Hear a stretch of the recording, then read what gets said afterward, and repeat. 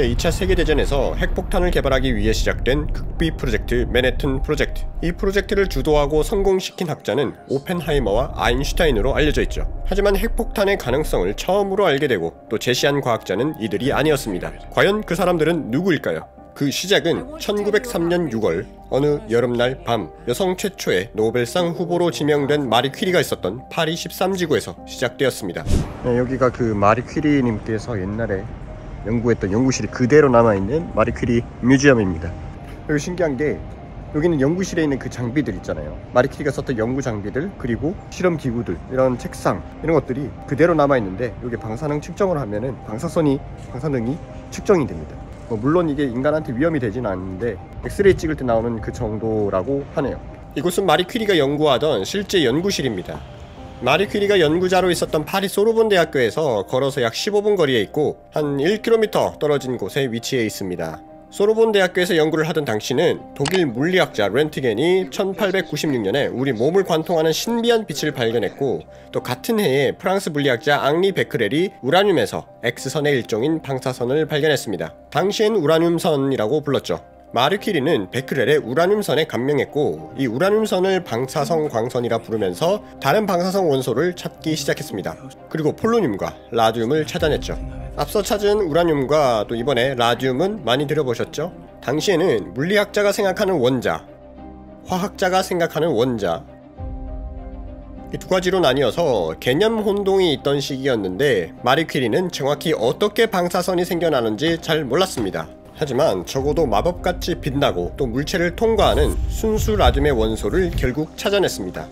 온갖 물질로 뒤섞인 거대한 흙더미들인 피치 블렌드를 용광로에 부어서 알칼리성 용액, 그리고 산성 용액, 물 이런 것들을 차례차례 넣으면서 정제하기 시작했습니다. 완전히 노가다였죠. 그리고 이 원료를 계속 끓이고 식히고 굳히면서 가벼운 원소는 무거운 원소보다 빨리 굳는 원리를 이용해서 순수 라듐을 조금씩 추출해냈습니다. 그렇게 영롱하게 빛을 내는 0.1g쯤 되는 순수 라듐을 모은 뒤에 주기율표 88번을 부여했습니다. 이것으로 마리 퀴리는 베크렐과 함께 공동 노벨상을 수상했지만 마리 퀴리와 그녀의 남편 피에르 퀴리의 얼굴과 손에는 여기저기 붉은 자국들이 남았습니다. 방사선 피폭으로 생긴 병의 전조 현상인 것입니다. 방사선 피폭이 무엇인지 아직 모르던 이 당시엔 라듐이 마법의 물질로 불리면서 누군가는 헬스 후에 음료수에 타먹기도 하고 누군가는 공연장의 플래시 대신에 이런 영롱한 불빛을 내기 위해서 라듐을 쓰기도 했습니다. 그리고 밤에 시계에 그 초록빛깔 나오는 그런 형광 물질 있잖아요. 그런 것들도 라듐을 썼다고 합니다.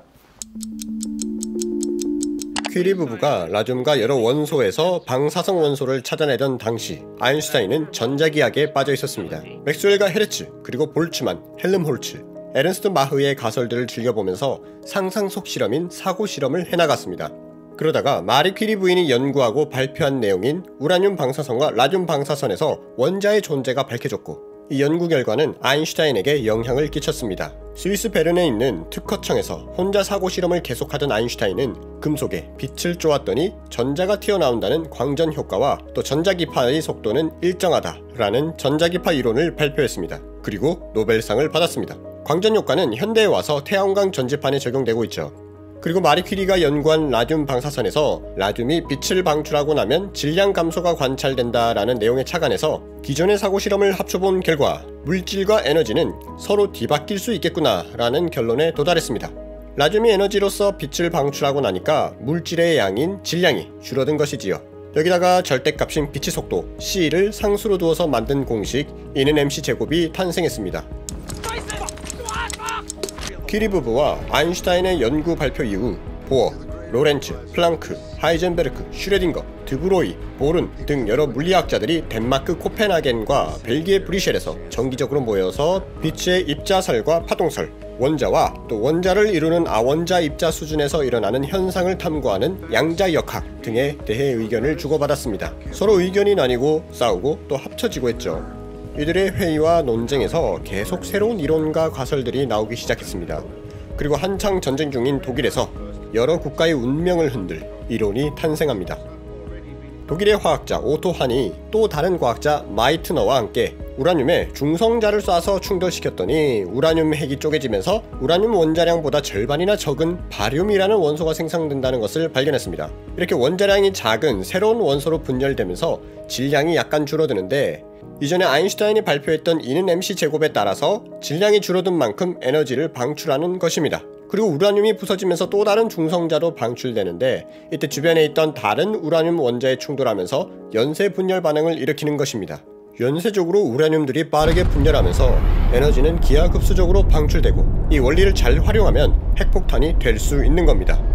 이 원리를 발견한 오토 한은 독일의 과학자죠. 2차 대전이 시작되기 직전 독일에서는 이 원리를 활용해서 핵폭탄을 만들기로 합니다. 프로젝트 이름은 우라늄 프로젝트, 독일어로 하면 우란 프로젝트입니다. 미국의 맨해튼 프로젝트보다 1년 정도 빠르게 시작한 거죠. 이 우란 프로젝트에는 오토 한 외에 베르너 하이젠베르크 같은 독일의 과학자들도 많이 참여했습니다. 그러나 이들 모두 나치 독일을 싫어했기 때문에 제대로 연구를 하지 않은 것으로 이야기되고 있습니다. 당시 연구 책임자였던 하이젠베르크는 자기가 일부러 설계도를 연합군에게 노출시켜서 미국이 핵 개발을 할 수 있게 도와주고, 또 원자로 개발도 천천히 하면서 시간 끌기를 했다고 주장했습니다. 실제로 연합군이 베를린을 점령하고 핵시설로 들어가 보니까 별로 연구가 진행된 것이 없었습니다.